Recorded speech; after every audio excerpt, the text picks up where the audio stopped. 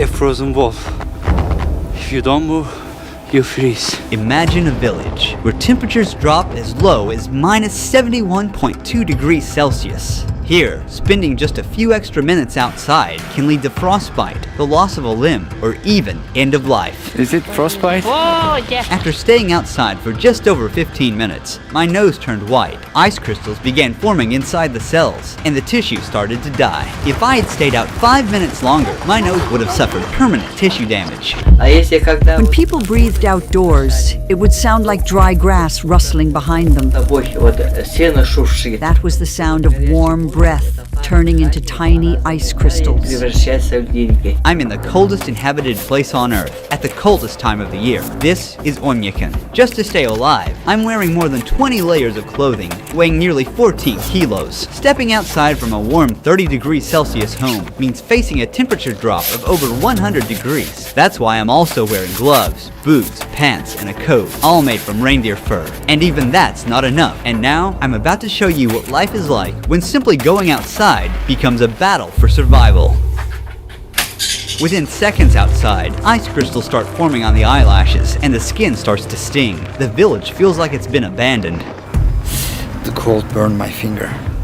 The cold doesn't just affect people and wild animals. It stops everything from functioning. Phones don't work properly and often shut down. Cars left outside freeze in just a few hours. Since the ground is always frozen, no fruits or vegetables can grow here. We boarded a plane in Moscow, flying east for 7 hours to Yakutsk. From there, we covered an 18-hour, 900-kilometer road trip. It's 2 a.m. and we finally arrived at the coldest village in the world. The thermometer reads minus 60.5 degrees Celsius. When we stepped out of the car, it felt like we were on another planet. The hairs in our nose were frozen, and we felt them prick with every breath. The dry air makes us cough uncontrollably. Oymyakon is home to around 800 people, spread across 1.5 square kilometers. Seeing anyone else outside is almost impossible, as if time itself has frozen in this place. It's really cold. We are walking for about 15 minutes. As you see, my friend's eyelashes are full of ice. You can see another ice droplet on his upper lip. Oymyakon, our land surrounded by mountains. It gets brutally cold here. The temperature drops to minus 63 degrees Celsius or even minus 64 degrees Celsius. Because Oymyakon is located in a basin, there's hardly any wind. The cold just settles in and stays. In this region, the ground stays frozen all year round. This layer of frozen earth is called permafrost, and it can reach hundreds of meters deep. To survive the cold, the villagers built a central heating system. A single coal-powered boiler sends heat to most homes through pipes. The system must run non-stop. Even a short failure puts everyone at risk.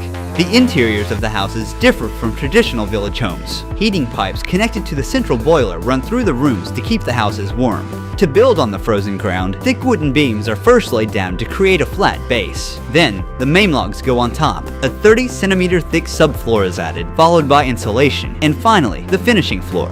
Each wall is made of 7-layered materials. There's wood on the outside, then basalt wool as the main insulation barrier, then plaster, mesh, foam insulation, another layer of plaster, and finally, a wooden panel inside. The windows are triple glazed, forming a vital barrier against the bone-chilling temperatures, and the attic is insulated with sawdust and soil. Combined with a stove or heating system, this setup keeps the residents warm. In nearly every building, the entrance room is intentionally left unheated. We freeze everything in the front room. Look at this refrigerator, natural. Here, I have frozen milk and frozen meat that I store in the cold. As you can see, these first 2 rooms at the entrance used for storage and as a refrigerator. These unheated rooms also serve as a buffer against the freezing cold. You can see ice and snow covering the interior of the room, especially the ceiling. In Oymyakon, the day begins early. Yevdokia is already at the barn. Cattle farmers here wrap a cloth around the cow's udder to protect the sensitive tissue from frostbite and to keep it clean. The udder isn't at risk of freezing anymore, but once the milk starts flowing, we have to be careful. Because of the extreme cold in Oymyakon, no water pipes run to the buildings. They would freeze almost instantly. The cows must step out into the cold every morning and make their way to the river to drink. One by one, they step into an icy hell, moving quickly, knowing they must return before the cold becomes too harsh. Their hair became crusted with ice almost immediately. This part of the river is not frozen because it is coming fresh from the mountain. Underground spring water meets with river and keeps this part of the river unfrozen. Then all of a sudden, my whole face went numb. I couldn't move the muscle on the left side, like I was having facial paralysis. When my nose started freezing, Yevdokia noticed right away. Is it frostbite? Yeah. The cold shrinks the blood vessels and eventually reduces blood circulation. Without enough warmth, water inside each cell freezes into ice crystals, causing the cells to rupture and triggering a stabbing pain and tissue to die. You should cover your face like this. While covering your face. Be careful, or it might turn black. From this point on, until the end of the documentary shoot, I won't be able to stay outside for more than 10 minutes at a time, or my already frostbitten nose could get even worse. But as the documentary progresses, and the temperatures drop even further, we'll be pushing our limits to show you what survival here truly demands. Here is the cure. This is aloe and just alcohol. You soak it like this, and apply it to the area that's frozen. And don't rub it, okay? Otherwise, you'll damage the vessels in the capillaries, and it'll lead to sores. Then Yevdokia began her daily chores by hanging freshly washed clothes in the yard. Within just minutes, they completely froze solid. Her clothes are completely frozen. My hands are freezing.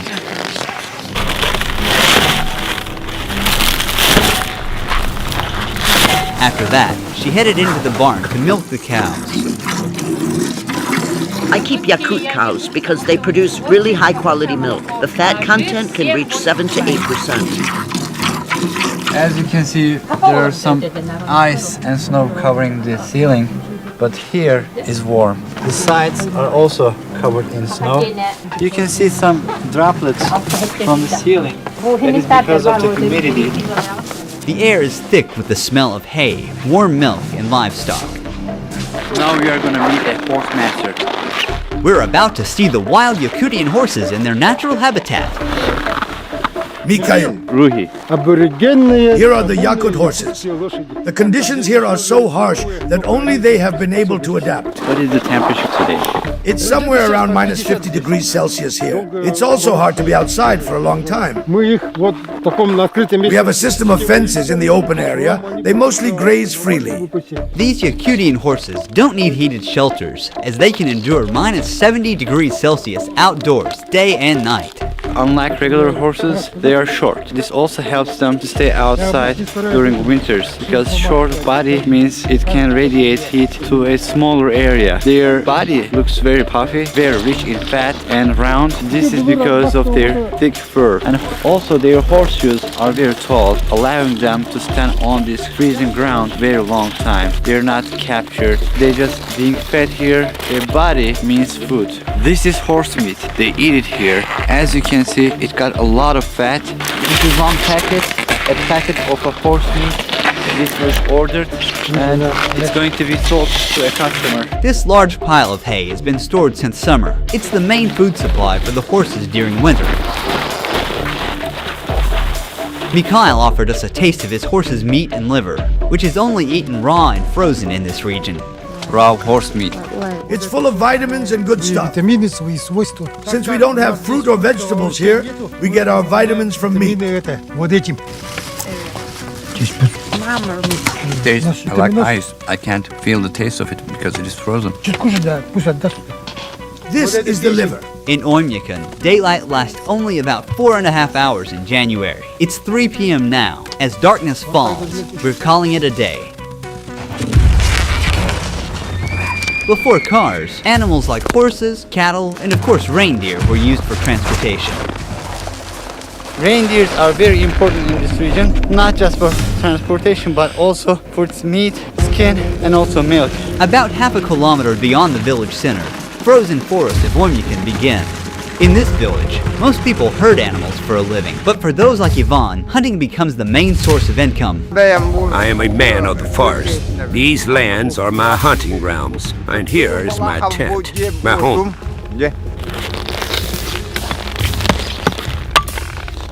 He's making fire now. We need this fire because it is too cold here.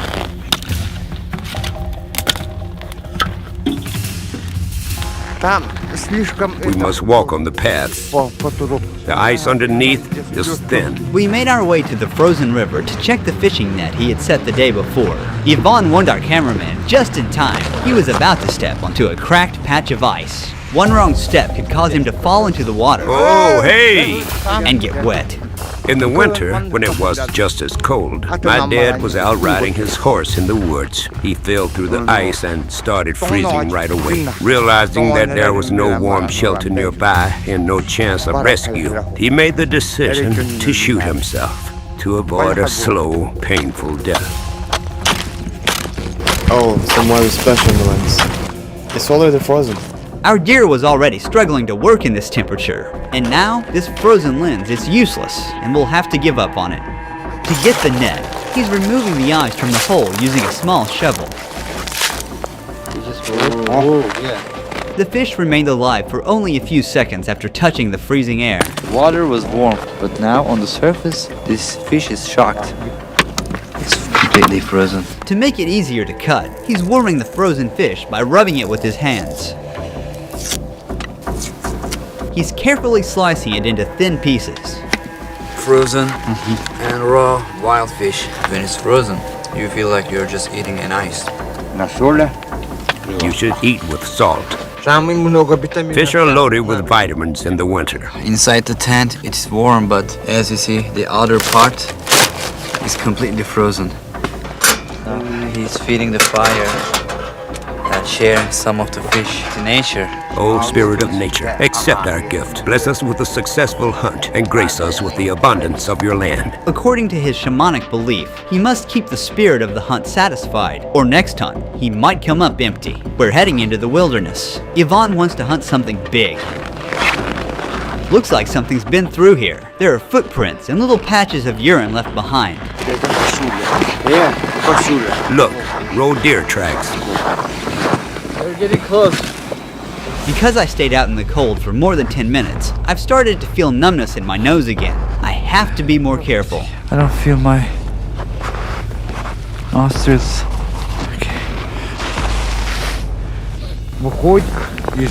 From that side, it ran towards the forest. That's where I'll set the trap.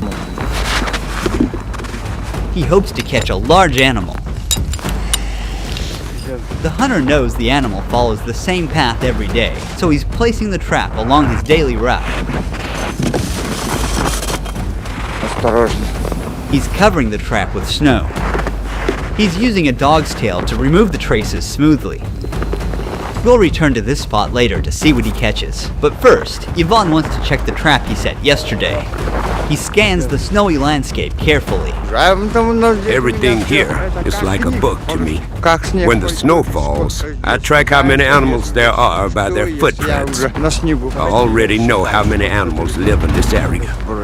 The CECOT are a Turkic people who migrated from Central Asia, and I'm from Turkey, a country whose roots also trace back to the same region. Before we continue with the documentary, I'd like to thank the sponsor of this project and explore how closely I'm connected to these people. I received this at-home DNA testing kit from this project sponsor, MyHeritage, to discover my real ethnicity. It's super easy to use. The kit comes with a swab.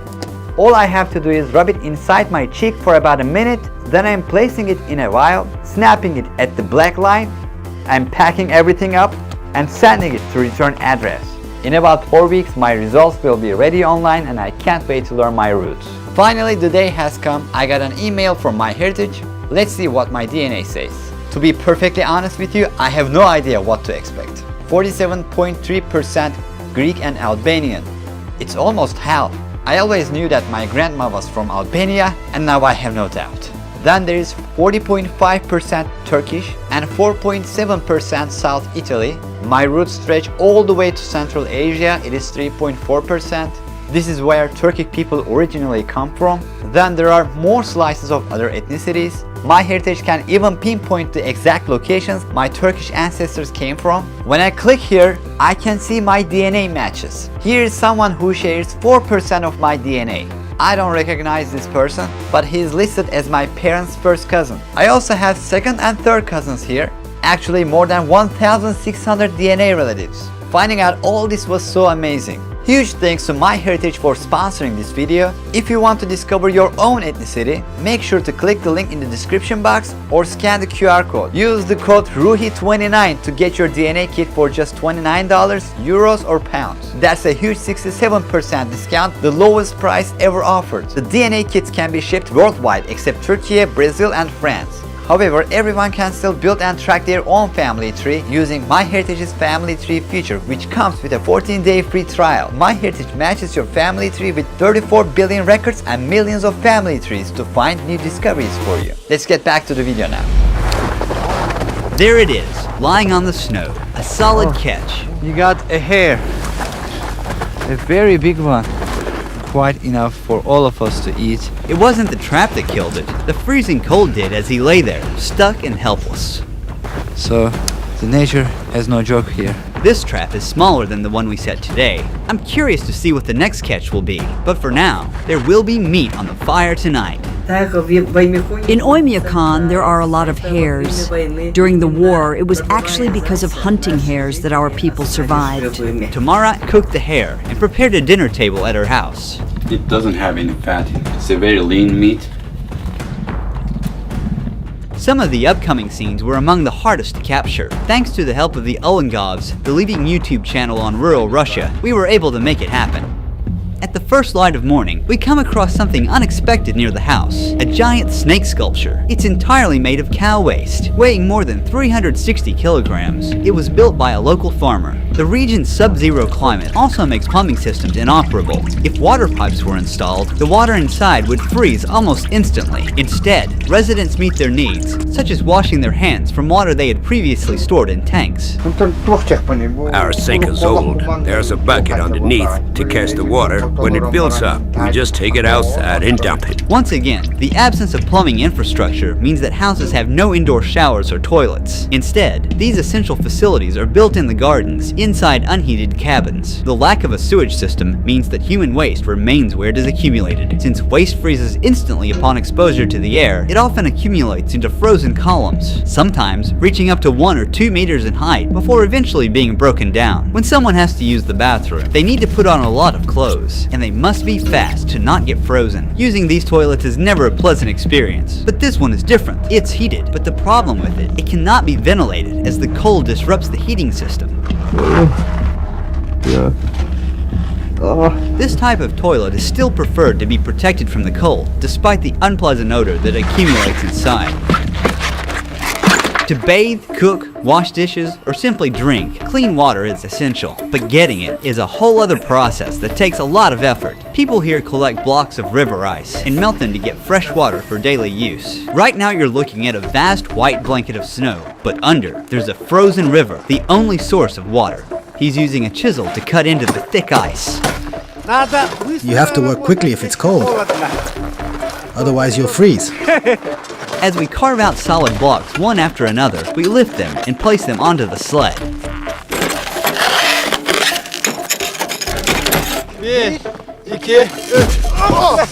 Yeah. We've loaded as many ice blocks as a sled can carry.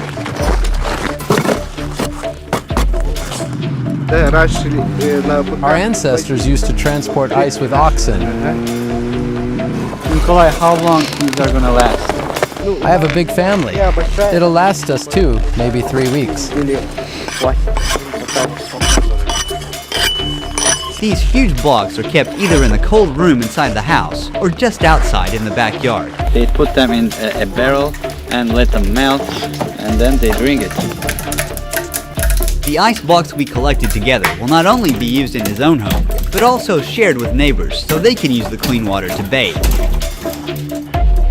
In this village, a bathing routine doesn't start with turning on a tap, but with chopping wood.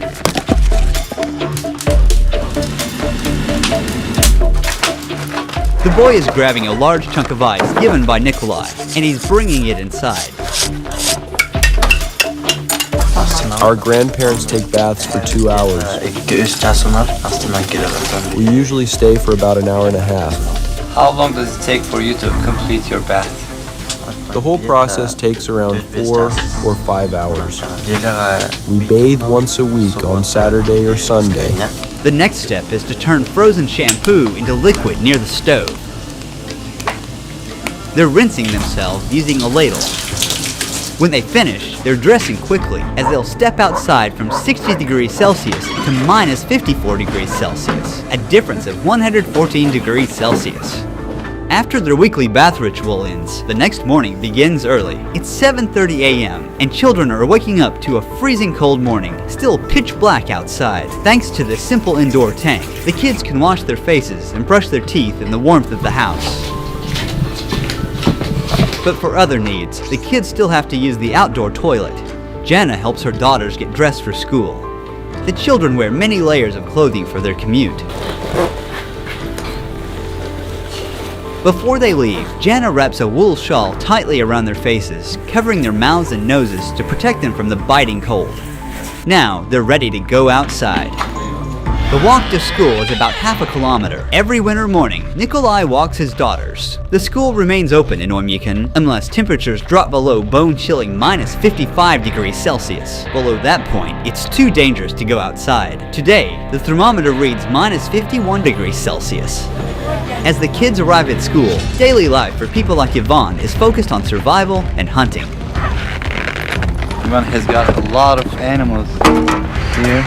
He even has a frozen wolf. He caught this wolf before dawn, about 2 hours ago, in the trap we set together. It died because of the cold. When it couldn't move, if you don't move in the cold, you die. This is a male one. Ivan will sell the skin of the wolf and take the meat of it and make another trap, put the meat in the trap, and he will hunt a bear.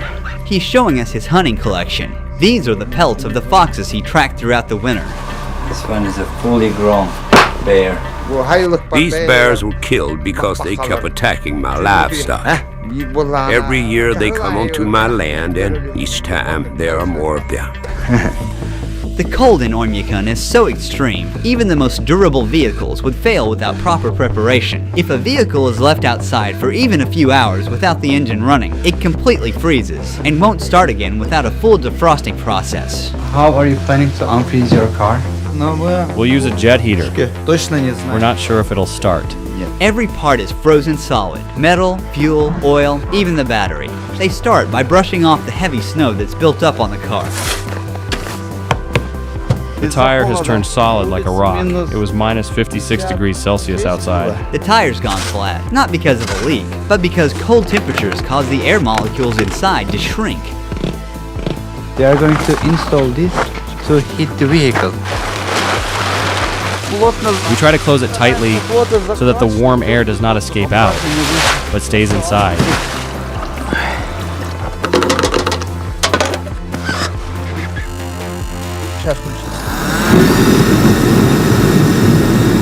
And take this one.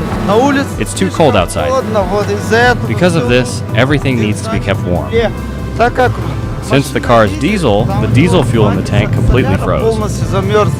The car will stay like this for about 3 to 4 hours. If a local is lucky enough to have a heated garage, they can store their vehicle there for months without risking the engine. As the car was being defrosted, we made our first stop at one of these garages. The door is very well insulated. There is no open spot in this garage. They use this material. If you see the walls, layer upon layer, and there are pipes here to heat the garage. We heated the car for 3 hours. Now, we're going to try starting it. The accumulator is installed, and the oil level is checked using the dipstick. The first time we opened the door. Great! This vehicle brought back from death. Now we'll try to leave the place. In Oymyakon, survival isn't about conquering nature, but about living in harmony with it. Guided by ancient shamanic wisdom, the Yakut people don't fight the cold, they respect it and endure within its rules. Look, the temperature does not rise at all. Here, even the cruelest winters are met not with fear, but with ritual and the unshakable belief that nature gives as much as it takes. This isn't just survival, it's coexistence. Huge thanks to my dear friend Turgut Ekim, who was with me every step of the way during this journey. He also filmed a video in Oymyakon where he accepted an extraordinary invitation from a local family and captured daily life in this freezing village. Also, while filming with Turgut, we jumped into a frozen river at minus 55 degrees Celsius. One of the most extreme experiences of my life. If you want to catch this unseen footage of the journey and get a much closer look at the region's culture and traditions, click here to watch his documentary. Last but not least, click the link in the description or scan the QR code, and don't forget to use my code RUHI29 to get your MyHeritage DNA kit for just $29, euros or pounds. Don't miss this 67% discount to discover your heritage.